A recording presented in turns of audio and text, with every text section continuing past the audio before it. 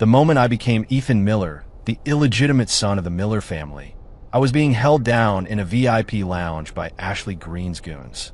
Get on your knees and apologize to Derek Stone. Her perfectly manicured finger poked my forehead. You stained his designer suit. Can you even afford to replace it? The original Ethan had poured his heart and soul into his socialite girlfriend, only to be constantly unappreciated. For years, Ashley had allowed others to humiliate him with just a few words, leaving him bruised, broken, and utterly heartbroken before he finally gave up and left. Only then did Ashley realize her mistake and her supposed love, initiating her desperate attempts to win him back. But I was Ethan Miller, and I wasn't the old Ethan Miller. I broke free, twisting her wrist in my grasp. The bones ground audibly, and a cold smile stretched across my face. Apologize? I watched the color drain from her face, pain flashing in her eyes, and my smile widened. If your lackeys want to kneel, I won't stop them. But I, Ethan Miller, kneel only to heaven and earth, not to trash. The air in the VIP lounge froze. Ashley's face went chalk white from the pain, cold sweat trickling down her temples as she struggled and screamed. Ethan, who gave you the nerve to treat me like this? Let me go. Derek, who had been sprawled on a sofa like he owned the place, waiting for my apology, rushed over. He looked at me, then at Ashley. Ethan, are you insane? That's Ashley. You actually touched Ashley. There were two reasons for Derek's shock. First, Ashley was an heiress of the powerful Green family. Second, for years, the original Ethan wouldn't have dared to even speak a harsh word to Ashley, let alone twist a wrist. He was meek and insecure. Every time Ashley screamed or even got physical, his ingrained subservience made him flinch. Sometimes, even when it wasn't his fault, he'd be forced to apologize. Thinking about all that just made me incredibly irritated. I didn't let go. Instead, I tightened my grip, and Ashley's shriek ratcheted up an octave as her wrist visibly twisted. What's there to be afraid of? I sneered, my gaze sweeping over her contorted face. Now, do I still need to kneel? Ashley was in too much pain to speak. Beads of sweat formed on her pale forehead, and her eyes instantly reddened, whether from anger or agony. I couldn't tell. The others in the room exchanged uneasy glances, horror etched on their faces. After a long moment, I released her. Ashley, unbalanced, stumbled back into Derek's arms. Without a glance at the stunned group, I strode towards the lounge door. From behind me, Ashley's voice, weak but still commanding, echoed. Ethan, you dare walk out that door? If you do, you'll never step foot in the Green family home again. My hand involuntarily trembled. It was a lingering reflex from the original Ethan's consciousness. Pathetic, even in death, he was still afraid of this woman. I turned around. A flicker of triumph crossed Ashley's eyes. Come here. She summoned me like a pet. The command, however, annoyed Derek. He deliberately hugged Ashley tighter in front of me. Ash, he treated you like that. Why would you? His words were cut short. It's his birthday today. Oh, right. It was the original Ethan's 23rd birthday. He'd never wished for anything grand, just to spend it quietly with the woman he loved. But once again, he was disappointed. Ashley had ostensibly thrown him a birthday party to introduce him to her friends. Instead, her friends ignored him at the club, and Derek's lackeys sneered and mocked him. Someone pushed him, and the red wine in his hand accidentally spilled on Derek's suit.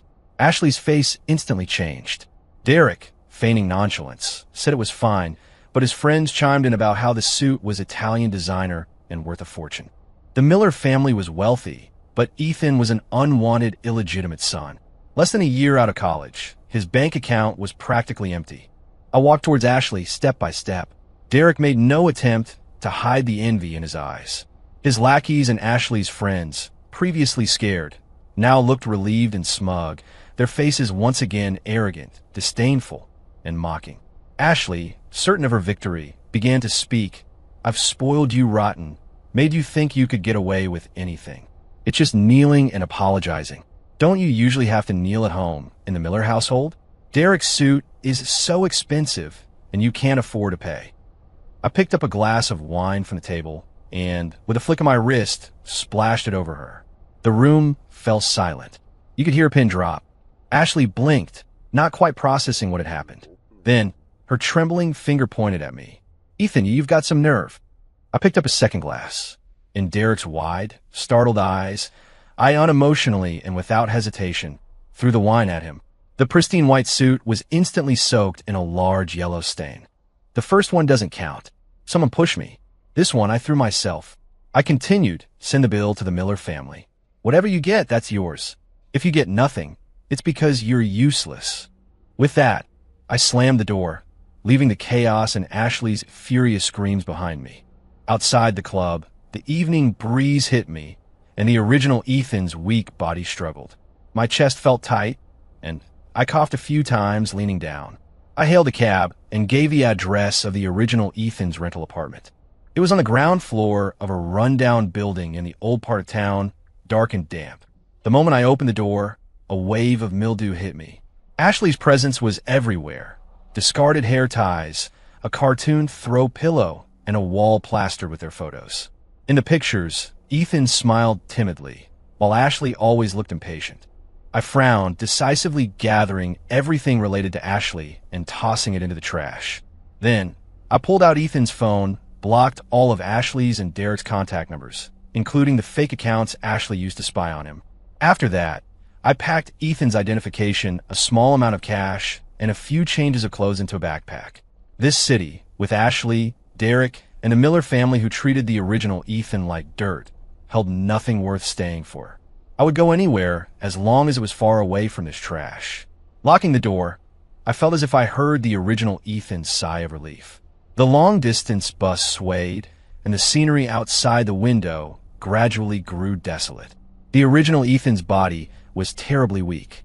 Years of malnutrition and depression left me dizzy after only 2 hours. I hadn't checked the weather forecast before leaving, and suddenly, a heavy rainstorm broke out mid-journey. Fat raindrops hammered against the window, rattling loudly, and the temperature inside the bus dropped. I coughed, pulling my thin jacket tighter, but I was still cold. In Ethan's memories, he'd earned some money from his job, but never once bought himself a warm coat. All of it went to gifts for Ashley. The bus stopped at a rest stop. I got off, wanted to buy a bottle of water. I hadn't walked far when a violent wave of dizziness struck. My vision went black, and I collapsed. As consciousness faded, I thought I heard a very soft voice like spring rain on pavement, gentle and clear. "Are you okay?" I struggled to open my eyes. Through the rain, I saw a woman holding an umbrella, kneeling in front of me. She wore a simple linen dress, her hair pulled back neatly, revealing a smooth forehead. Her eyes were kind, her gaze calm. It was Chloe Adams, the woman I knew only from the novel's periphery. She came from a family as prominent as Ashley's, but couldn't stand the way Ashley, Derek, and her friends bullied Ethan. She had helped him a few times. She was also one of the catalysts for the worsening of Ethan's relationship with Ashley. The original Ethan, in his misguided attempt to be the perfect, devoted boyfriend, had avoided Chloe's help, fearing Ashley's baseless suspicions and Derek's meddling. He often faced the malice from Derek, Ashley, the Miller family, and his workplace all alone. In the end, severely depressed, he swallowed a year's worth of pills. "You have a fever. You shouldn't be out in the rain." Chloe tentatively asked, "Should I take you to a hospital?" My throat was too dry to speak, so I shook my head helplessly. Not only was I broke, but I also hated hospitals. Chloe understood, not pressing the issue. After a moment, she said, "My studio is nearby. I should have some fever reducer there." This time, I didn't refuse. She helped me to my feet. Her grip wasn't strong, but it was steady. Her umbrella remained tilted over me, leaving her own shoulders soaked, but she didn't seem to notice. We arrived at her studio. A fragrant blossom tree grew in the courtyard. The wind carried a faint, sweet scent. Inside, the studio was quiet, filled with the scents of ink and old paper. Bookshelves lined the walls, stacked with ancient texts and restoration tools. Chloe found me a clean cotton shirt and trousers. "You can change in the guest room. I'll get the fever reducer." With that, she turned and walked into another room. I sat on the bed in the guest room, looking at the loose shirt. A faint, clean scent of soap filled my nostrils, just like Chloe's own scent. This was the first time in both my lives I had felt such pure kindness. Before transmigrating, I was a rat in the gutter, constantly wary of plots, betrayals, and violence. After taking the medicine, I lay on the bed, listening to the soft sound from outside, my tense nerves gradually relaxing. Before I knew it, I fell asleep. It was a deep sleep, free of nightmares, free of being hunted, filled only with boundless peace. When I woke, the rain had stopped and the sky was faintly bright. I got up and left the guest room, catching the scent of oatmeal. In the living room, Chloe sat at a desk, meticulously restoring an ancient manuscript. She wore white gloves, her fingertips manipulating tiny repair tools with gentle, focused movements, completely unaware of my approach. In the lamplight, her profile was soft, her long lashes slightly lowered, fluttering like a butterfly's wings with each movement. I stood still, not speaking, afraid to disturb her. After a while, Chloe looked up. Seeing me, a hint of surprise flashed in her eyes. Then, she offered a gentle smile. "You're awake? How are you feeling?" "Much better. Thank you." My voice was still a little hoarse. "The oatmeal is warming on the stove. I'll get you a bowl." She rose and headed to the kitchen. Sitting at the dining table, watching her busy figure, a strange emotion welled up inside me. It was unfamiliar, something I had never experienced in either of my lives. Chloe brought over a bowl of oatmeal and a small dish of pickles. "It's nothing fancy, but it should help settle your stomach." The oatmeal was soft and melted in my mouth. I ate slowly, savoring the rare warmth. "Why were you collapsed on the side of the road?" she asked softly. After a long silence, she quickly added, "If you don't want to talk about it, you don't have to." I thought for a moment, omitting the part about transmigrating. I simply said, "I had a fight with my family and wanted to get away for a while. Didn't expect my body to give out." Chloe didn't press further. She just nodded. "If you don't have anywhere to go right now, you can stay here for a bit. The room is the one you slept in last night. If you feel uncomfortable, you could help me around the studio. We can call it rent. My assistant is on vacation these past few days, and I'm a bit overwhelmed on my own." I froze. In that moment, I forgot I was the Miller family's illegitimate son. I only felt like Old Man 6, still living in the shadows. Outsiders called me Old Man 6 not because I was the sixth brother, but because I was ruthless and cunning, like a snake. Over time, the name stuck. In the small, dangerous world of the Vegas underworld, everyone feared me. Who would take an Old Man 6? Who dared to take an Old Man 6? "Why are you helping me?" I couldn't help but ask. Chloe smiled, her eyes clear. "It's nothing. Anyone with a conscience wouldn't leave you out there in your condition." Ah, in her eyes, I was merely poor Ethan Miller, the Miller family's illegitimate son. For the next few days, I stayed at Chloe's studio. I swept the courtyard, organized ancient books, cooked, and did laundry, taking on every chore I could. Chloe initially protested politely, but seeing my persistence, she eventually stopped refusing. I genuinely enjoyed this life. Simple, peaceful, no sudden betrayals, no Ashley's arrogance or indifference. When Chloe was restoring manuscripts, I, as her unofficial assistant, sat by, waiting for her instructions. Snapping out of it, I realized I'd been staring at her for too long. I abruptly stood up, my movements awkward. "I'll make some tea." Chloe, looking puzzled, glanced up. "Didn't you just make a cup?" Steam still rose from the teacup on the table. 2 meters away, I felt as if the heat had scalded me, a blush spreading rapidly from my ears to my neck. It wasn't until the second week after Ethan left that Ashley truly grasped the seriousness of the situation. On the first day Ethan was gone, she went to the hospital with Derek. Fury consumed her. She swore that when Ethan returned, she would make him pay. Just an apology wouldn't be enough. He suspected her and Derek, didn't he? Then she'd make his baseless accusation a reality. She'd get cozy with Derek right in front of him. She imagined the scene. She and Derek, heads together on the sofa. Ethan would return from grocery shopping, his face instantly draining of color, the bags falling to the floor. She'd ignore him, order him to cook, and ask Derek what he wanted for dinner. She was certain that once Derek left, Ethan would clench his fists, eyes red, and demand answers. But he'd never raise his voice at her, only tremble and speak in a hoarse whisper. Thinking this way, Ashley felt much better, and her bandaged wrist didn't ache as much. Just then, Derek pushed open the hospital room door. "Ash, I had Mrs. Watson make you some chicken soup and your favorite mini croissants." Ashley's expression was complex. She knew Derek liked her, but she had Ethan. Okay, thank Mrs. Watson for me. She drank the soup, ate the croissants. The next day, Ashley was discharged. Returning home, she instinctively called out, Ethan, but received no reply. He was probably back in his tiny, crappy studio apartment. It was always like this. Whenever things weren't to his liking, he'd run back to that cramped, dingy place. This annoyed Ashley. Once or twice it was a game, but after that, it was just ungrateful. She had been too lenient with him. Fine. This time, she would definitely break him of that habit. Once her hand felt better, Ashley went out with friends. Derek asked to join. Before she could refuse, her friends cheered him on. Ashley shook her head. This is a one-time thing. She drank quite a bit that night. Waking up with a pounding head, Derek's voice made her jump. Morning, Ash. Ashley turned, staring at the man in the bed, and asked in disbelief, Derek? Derek propped his head on his hand and smiled. What's wrong? Don't recognize me after one night? Calming herself, Ashley said, I drank too much last night. Don't make a big deal out of it. We're still friends. Derek disagreed. You sleep with your friends? Ashley lost her patience. What do you want, then? I already have Ethan. Derek's eyes narrowed. Break up with him. Impossible. Ashley threw out the words, got dressed, and went home. She would keep this secret forever, never letting anyone else know. A strange feeling washed over her.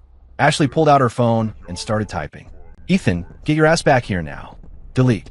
Ethan, it's been a week. You should be back by now. Delete again. She thought for 2 seconds. Ethan, I won't bring up what happened before. I'll pay for Derek's suit. Just don't be so clumsy in the future. You know how hard we've worked to get here. Your background is a problem, and my family intends to arrange a marriage with the Stone family, so I had to get closer to Derek. But there was never anything between us. Stop being so paranoid. Come back, and I'll take you to apologize to Derek, and we'll put this behind us. I'll make sure he doesn't show up in front of you as much. How's that? Are you satisfied? As she hit send, Ashley thought this time I'm the one bending. Ethan will be so touched, he'll cry and crawl back to my feet. After a long wait, she looked down for his reply. Instead, a glaring red exclamation mark stabbed her eyes. Ashley sprang from the sofa, her lungs burning with rage. Ethan blocked her? Ethan actually dared to block her. The huge mansion echoed with her roar. Then, Ashley drove to the old apartment complex marked for demolition.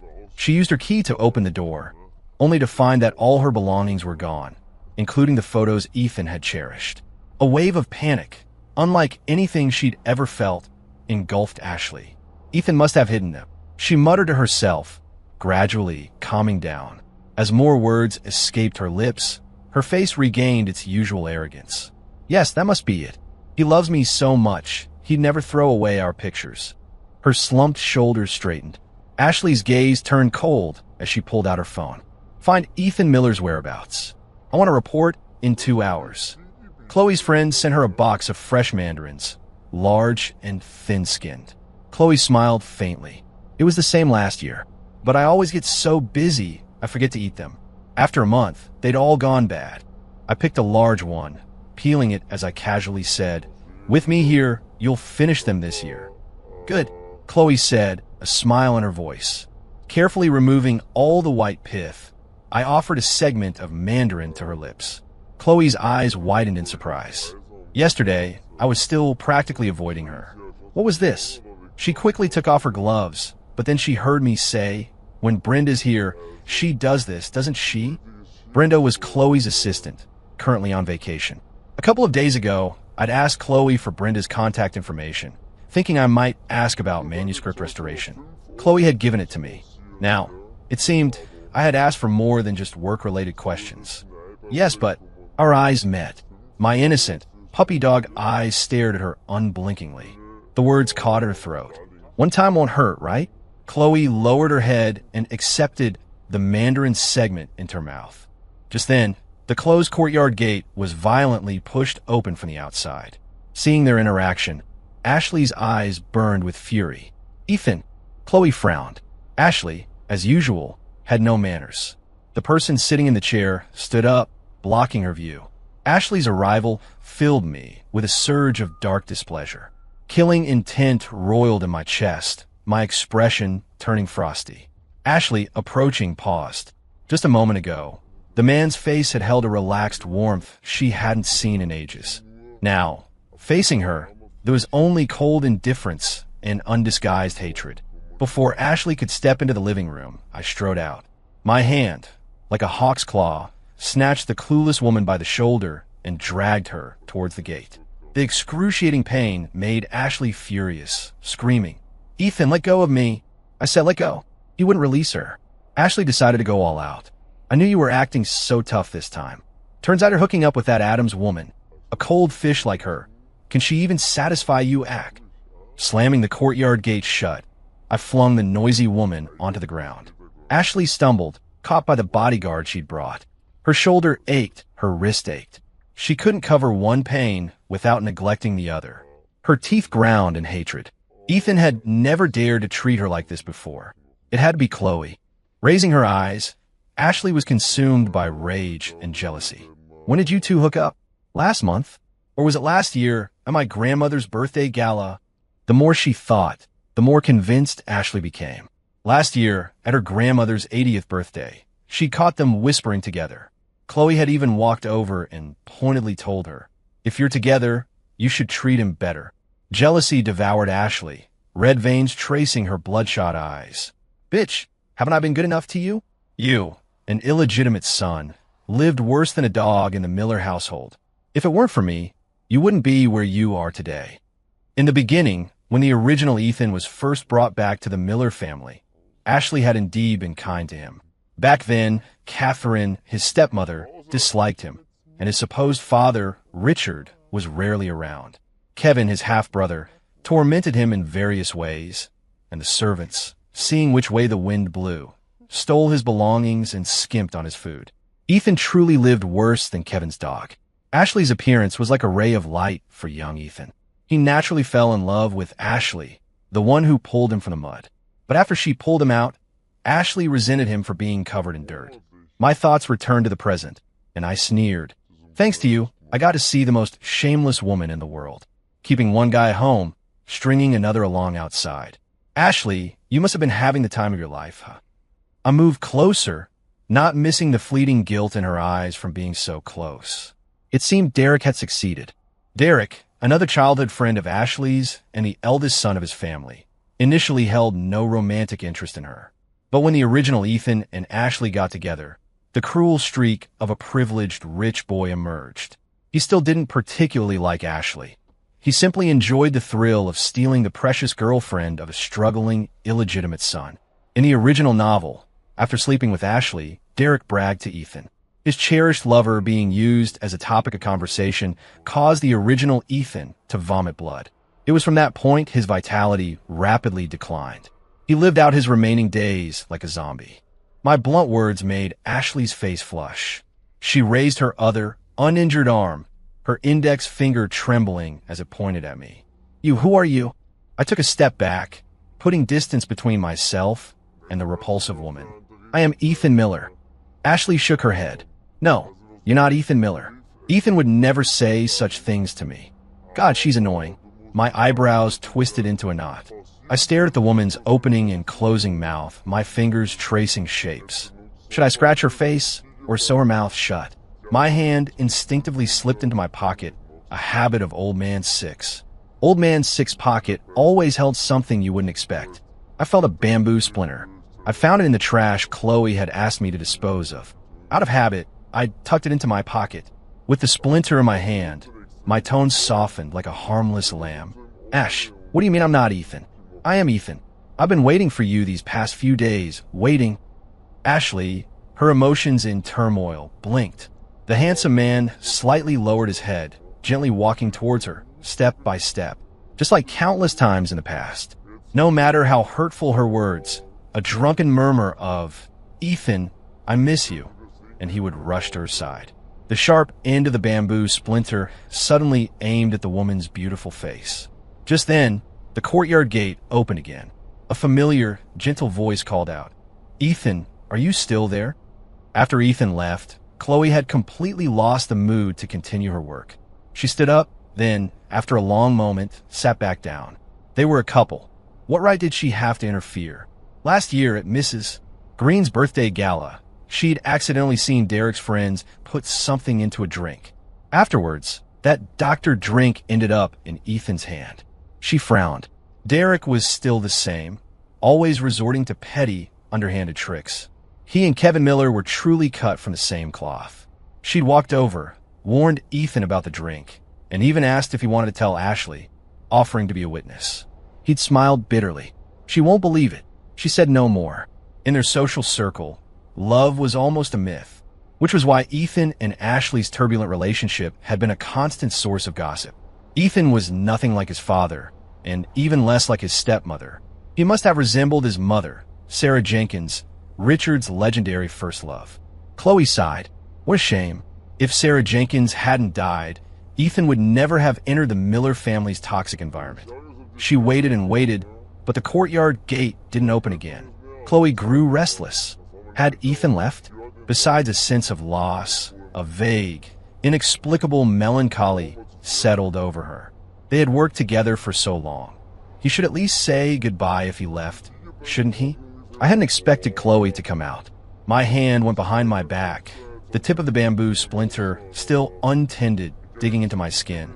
Ashley, furious at being interrupted, stepped forward, placing herself between us, and aggressively demanded, "Chloe Adams, what are you doing out here?" "Oh, I thought Ethan had left with you." Chloe glanced at me as she spoke. I tightened my grip on the bamboo splinter, forcing a smile that was worse than a grimace. "No, if I were leaving, I'd tell you." The barely suppressed flames of Ashley's anger flared again. They were flirting right in front of her. What had they been doing all the time she hadn't been able to find him? She didn't dare think. The mere thought made Ashley want to kill the hypocritical woman in front of her. "Chloe Adams, you're harboring my man and you have the nerve to show your face? Has your family grown tired of living in peace?" Chloe's eyes turned cold. "Miss Green, you have a lot of nerve. When did Westport become your family's territory?" Her eyes were mocking, devoid of her usual calm. If someone as foolish and utterly clueless as you could control Westport, then this city would be nothing more than a sandcastle built by a 3-year-old. Called stupid in such a roundabout way, Ashley was speechless with rage. Instinctively, she turned, seeking Ethan's help. But she saw her boyfriend gazing at the woman standing at the courtyard gate with an expression of utter devotion. A hand struck. The ingrained instinct in my bones made me seize the attacker's hand and twist it back. "Ah!" Ashley screamed. Ashley, with a broken bone, was rushed to the hospital by her bodyguards. I returned to the courtyard, slipping into the kitchen to clean the wound on my hand. A knock came at the kitchen door. "Ethan, are you okay?" The broken bone belonged to that idiotic Ashley.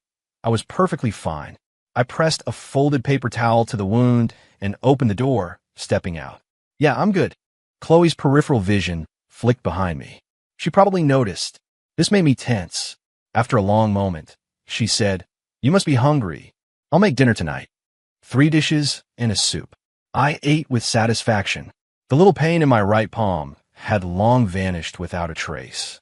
I wanted to wash the dishes, but she stood up and said, "I'll do it." She had noticed. I hesitated, wondering whether to tell her that I wasn't really hurting. Because I had suffered wounds 100 times worse, a bamboo splinter barely registered. Old Man Six would have just gripped his iron bar tighter, swinging it harder at someone's head. Emerging from the kitchen, Chloe saw me on the sofa, peeling a mandarin with an intense focus, as if it were the most important task in the world. She approached. I quickly looked up, pushing the peeled mandarin towards her. "It's sweet." She took a segment, not eating it, but looking at me. "Ethan, do you remember meeting once last year?" My heart skipped a beat. My left hand clenched the mandarin peel. She was testing me. I suddenly didn't know what to do. If it were anyone else, I'd sneer, look up, curse first, and then react according to the situation. I remember, I heard myself say. That afternoon, Chloe took me to a hospital for a comprehensive checkup. I didn't like hospitals. Other people went to hospitals to cling to life, but I was nearly killed in one. "What's wrong?" Chloe knelt, her gaze fixed on my pale face as I sat in the chair. The man who had twisted Ashley's arm with his bare hands that morning withered the moment he entered the hospital. After careful observation, Chloe confirmed one thing. Ethan was afraid of hospitals. What had he done? She knew only a little about medicine, and besides, she had brought me for a mental health check. She suspected Ethan had developed a second personality. Suppressing the fear in my heart, I murmured 2 words. It's nothing. If you don't mind, Chloe extended a hand. You can hold on to me. You can hold on to me. That sentence would echo in my mind for the rest of my life, the sweetest words I had ever heard. I grabbed Chloe's hand, gripping it very tightly, but she only frowned slightly and said nothing. I gripped even harder. Derek and Ashley weren't good people. I never was either. The entire afternoon of examinations passed by easily and safely with Chloe by my side. I sat in the hallway waiting. Chloe was talking to the doctor in the consultation room. Ethan, I pretended not to hear. Footsteps approached. Derek bent down. Ethan, are you here to see Ash? Why aren't you going in? I looked up, replying concisely, no. I thought I had made myself clear. I detested Ashley, I detested Derek, I detested all of them. I wish they would disappear from my sight forever. But some people just insist on being idiots. Are you not feeling well? What's wrong? My family has invested in this hospital. I can introduce you to a chief doctor. I didn't like being looked down upon.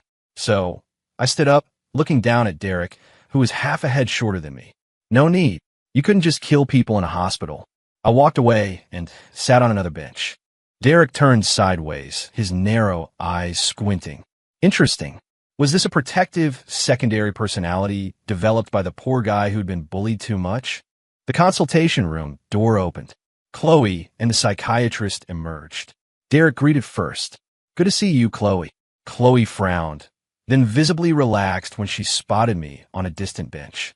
She didn't speak, merely giving a polite, distant nod. Then, without a second's delay, she walked towards me. Let's go. Okay. Ignoring Derek's sticky gaze, Chloe and I turned and left the hospital. The Miller family found me on the 3rd day. The Miller family butler, acting high and mighty like a master, commanded me to return. Get lost, I said. He stiffened, then quickly recovered. Mr. Ethan, this is Mrs. Miller's order. I threw a yellow-green mandarin peel at his feet and coldly spoke again. Can't you understand plain English? The butler, fuming, left, threatening Mr. Ethan, be careful, Mrs. Miller doesn't lock you up again.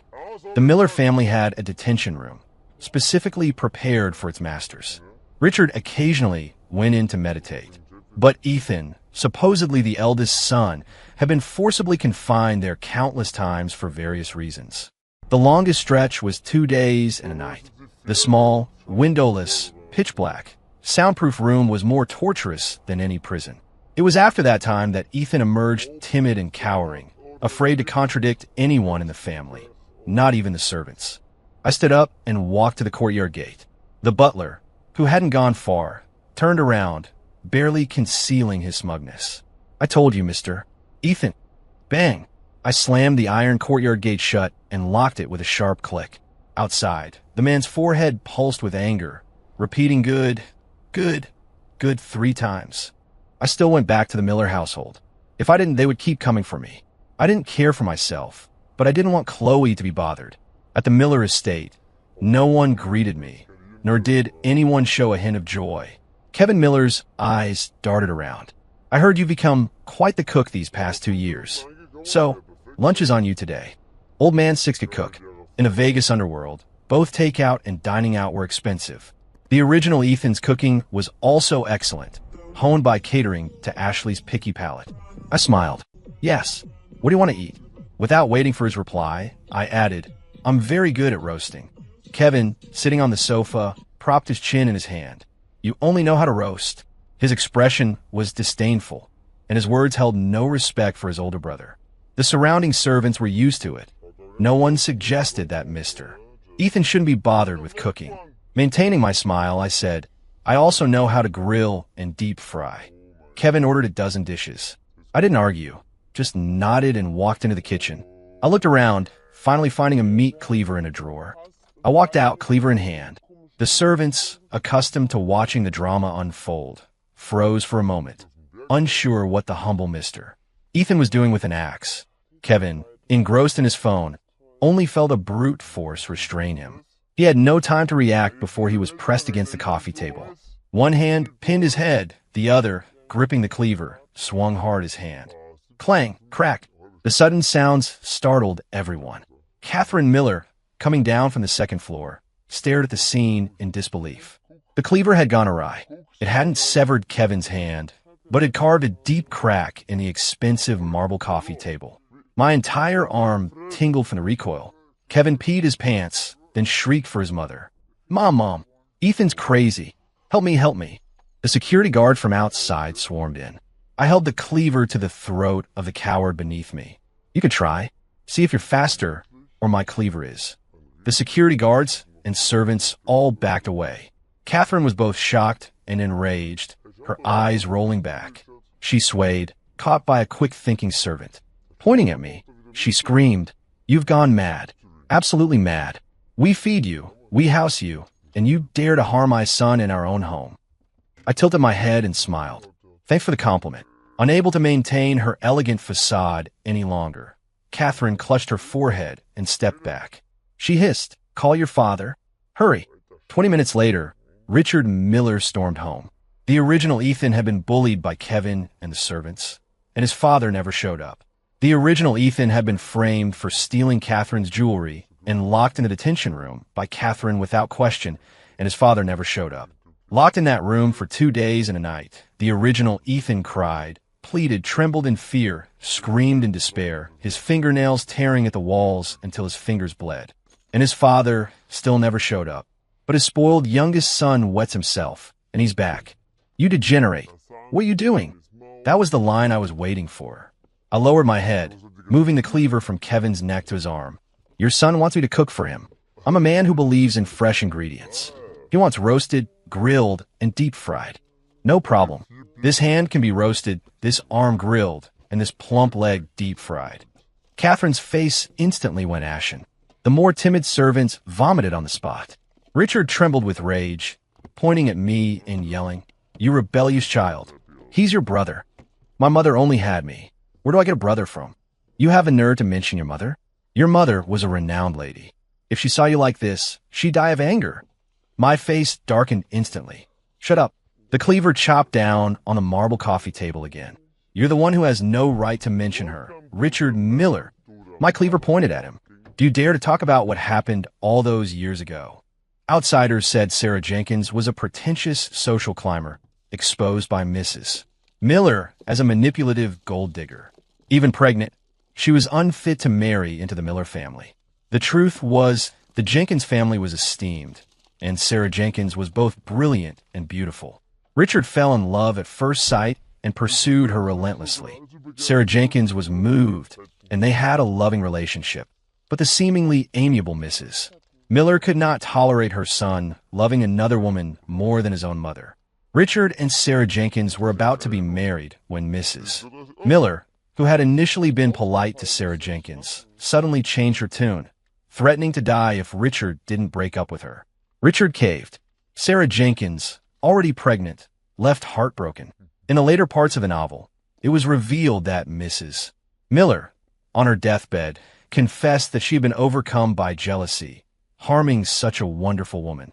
The Miller family, from top to bottom, was trash.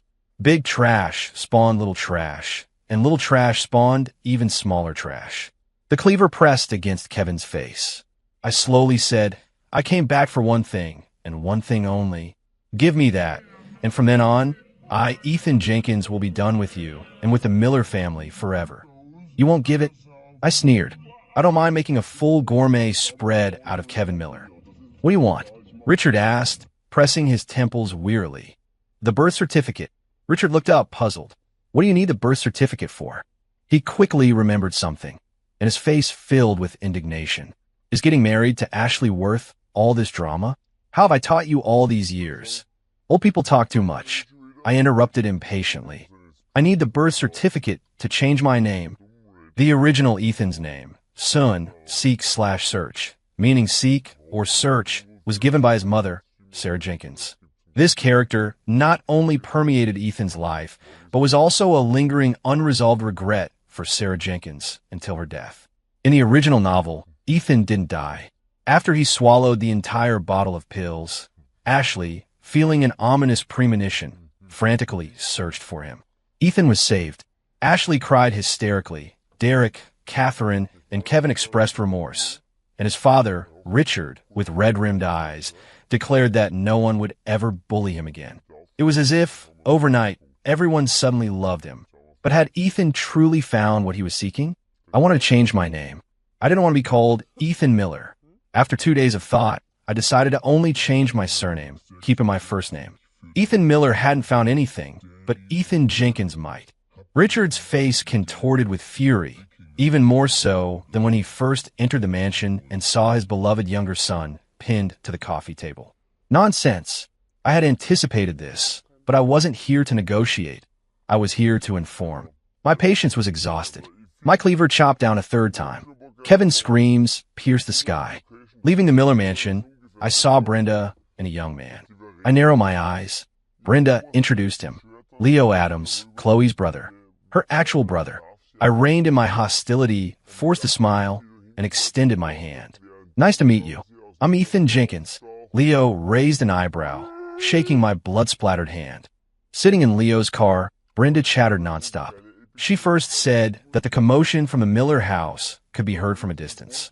She bet that within 2 days, the Miller family will be trending news on Westport social media.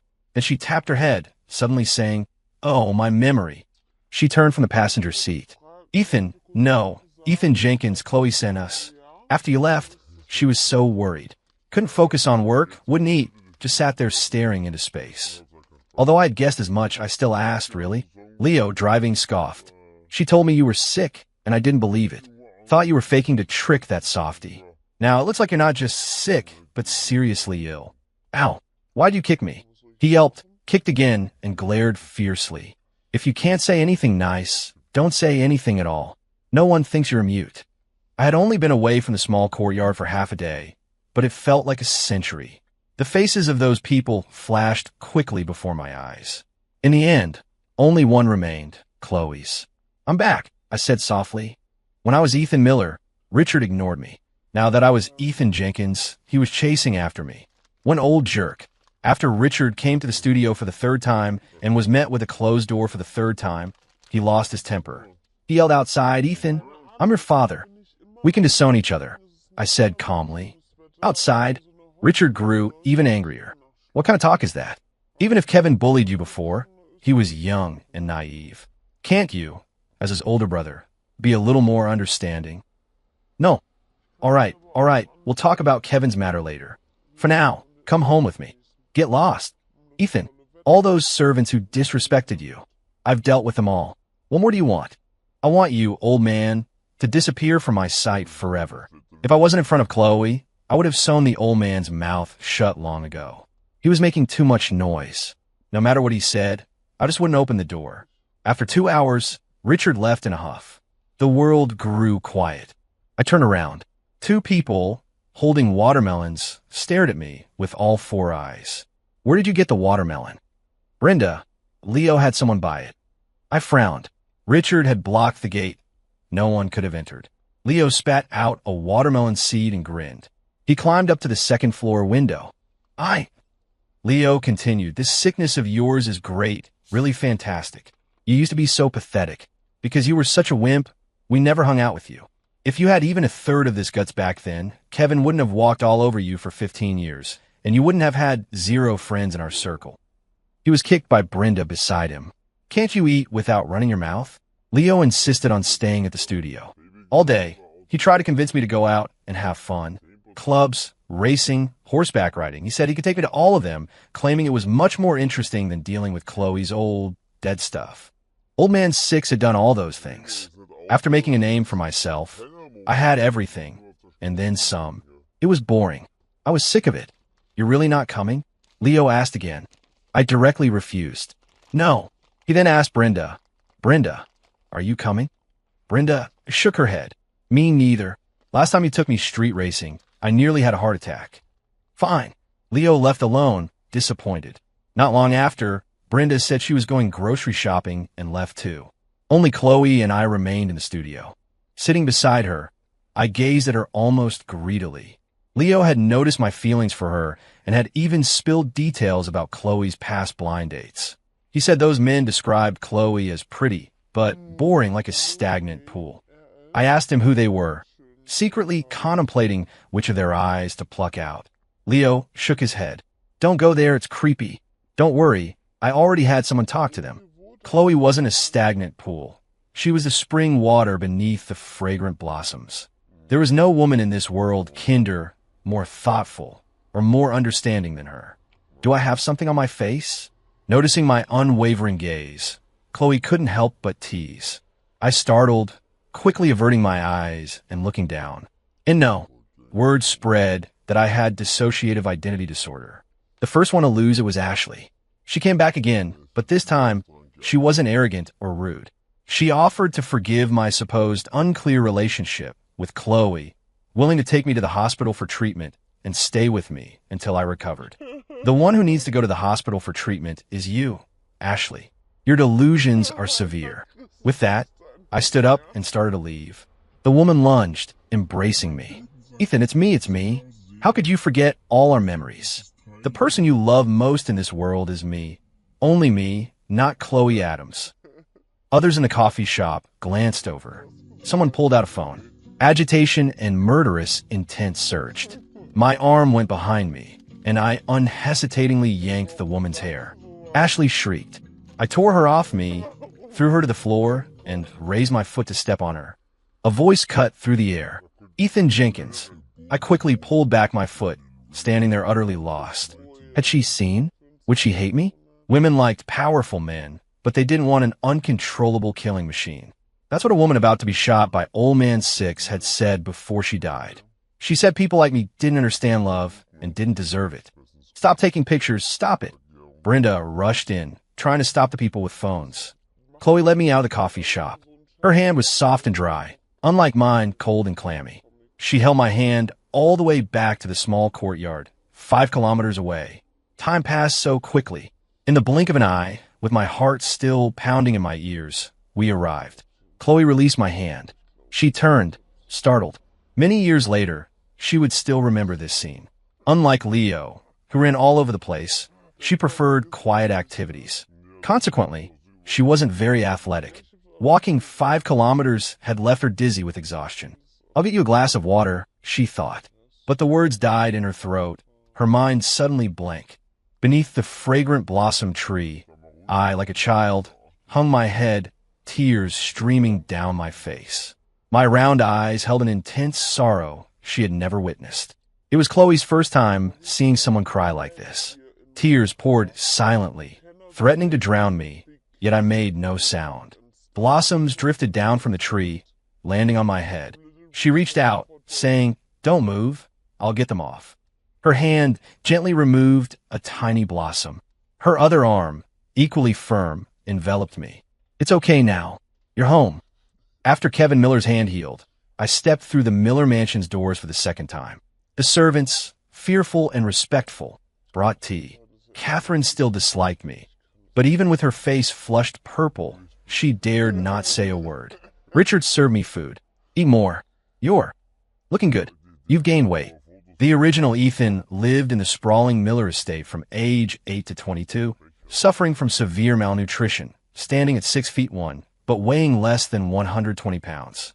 In Chloe's small studio, vegetables, meat, and fruit were always plentiful. In just over 2 months, I had gained 30 pounds. After eating, I went up to the 3rd floor room. The original Ethan had initially lived on the 2nd floor when he was first brought home, but within a few years, Catherine found an excuse to move him to the 3rd floor storage room.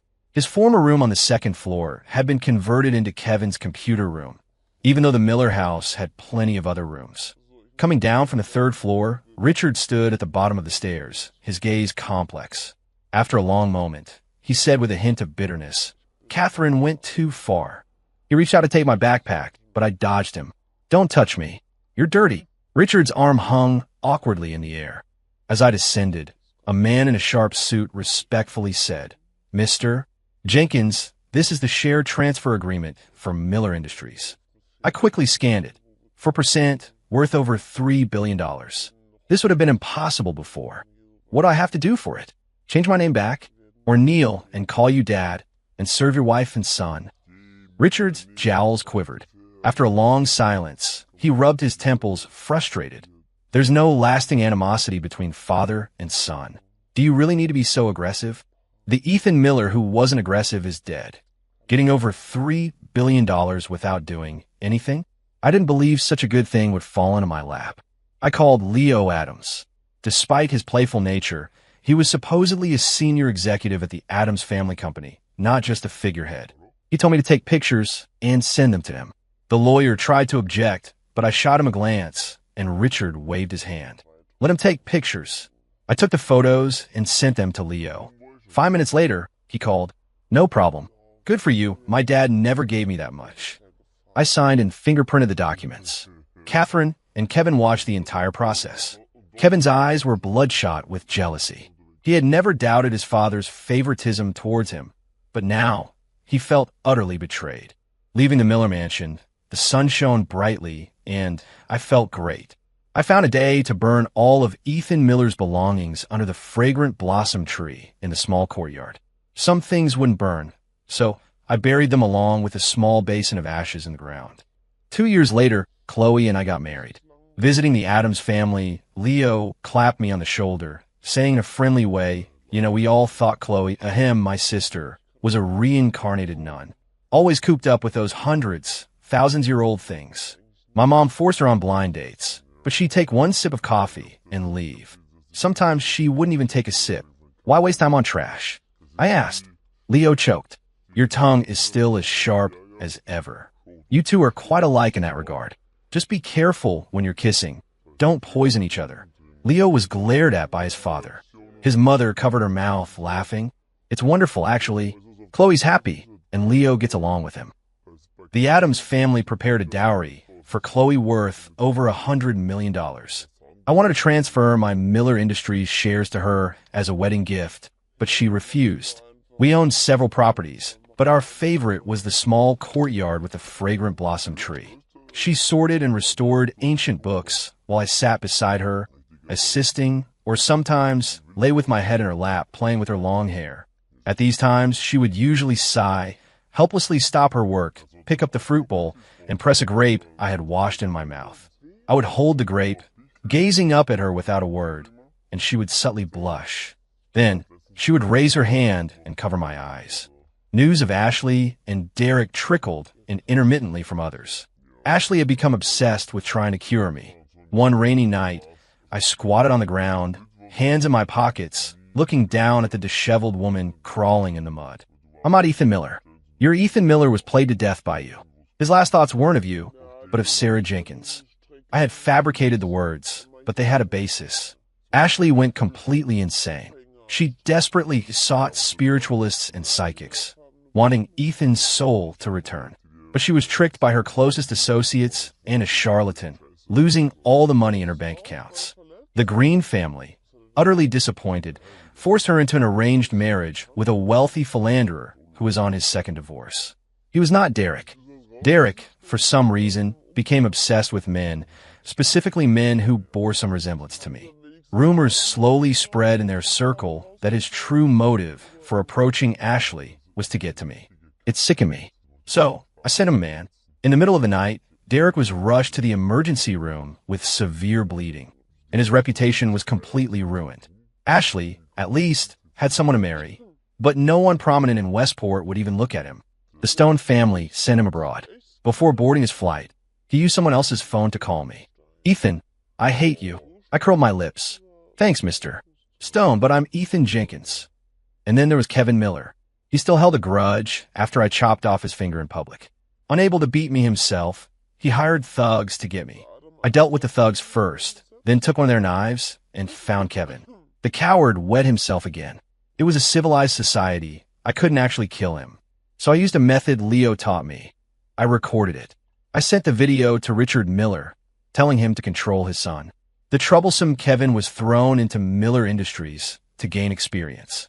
But since childhood, he had only known how to party or how to humiliate Ethan. Managing a company, he made a complete mess. He caused Miller Industries to lose hundreds of millions of dollars. Richard, infuriated to the point of a heart attack, fired him, cruelly cutting off his credit cards. Kevin went home to cry to his mother. Richard remembered me. I thought about it and went. I didn't have much formal education, but I could try managing people. At the peak of Old Man Six power, the year I transmigrated, I had over 800 people under me. Men, women, old, and young. However, Old Man Six methods were very violent. Ethan Jenkins couldn't use those. I patiently asked my brother-in-law for advice. Leo stroked his chin. You could ask Chloe. She knows this stuff too. She just doesn't want to be in the company. You're her husband. She has to teach you even if she doesn't want to. After 2 days of agonizing, I still couldn't bring myself to ask my wife. She was incredibly intelligent, with dual bachelor's degrees and a master's.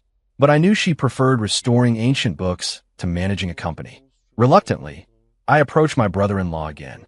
Leo, ruffle his hair. Seriously, are you just going to squeeze me dry? You teach me management. I'll teach you how to chase women. Leo scoffed. Please, I'm rich and handsome. Women flock to me. Okay. Chase Brenda, I said deadpan. Leo stuttered. After a long moment, I'm not interested in Brenda. She's a total brawler. Who'd like a woman like that? Teaching you is because we're buddies. So where should we start? After a week of nonstop work, I collapsed on the sofa at home. A cup of warm, sweet-smelling water was offered to me. I started to sit up to take it. Don't move. I'll help. Chloe's other hand settled on my nape.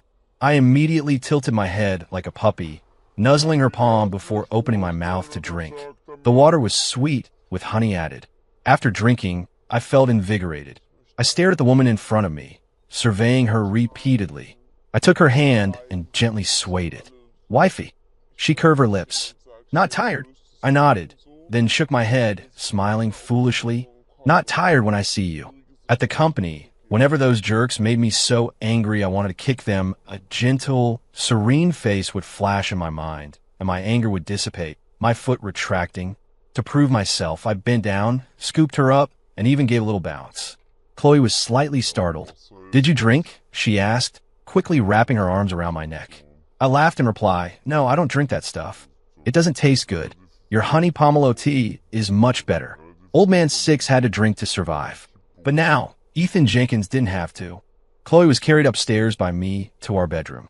When we first met, she was slender, barely 5'7" and under 100 pounds, often forgetting to eat because she was so busy. Before I joined Miller Industries, I would stand at her desk with a plate of cooked food. She would sigh, reluctantly stopping her work. I gained weight, and so did she. I gained 30 pounds. She gained 15. The day we visited the Addams family, she came downstairs in a Chong Sam, her graceful figure making me swallow hard. Wifey, you smell so good. Chloe hugged me. You've said that many times. But you do smell good. It's strange. We use the same skincare products, so why don't I smell good? I mumbled, burying my head deeper in her neck, inhaling her sweet fragrance. My large hand curved around her slender waist. I tilted my head and kissed her soft lips. Wifey, I love you so much, love you to death. Scented blossoms fill the grand old rooms, moonlight streams, a silken quilt in bloom. Passion ignites, her precious form I hold. My heart throbs, with tender words, a love untold. Long nights entwined, old sorrows fade away, deep affection blurs my mind. In love, I sweetly stray. Wind carries my yearning, dawn to dusky light, deep loyalty, forever by her side, day and night.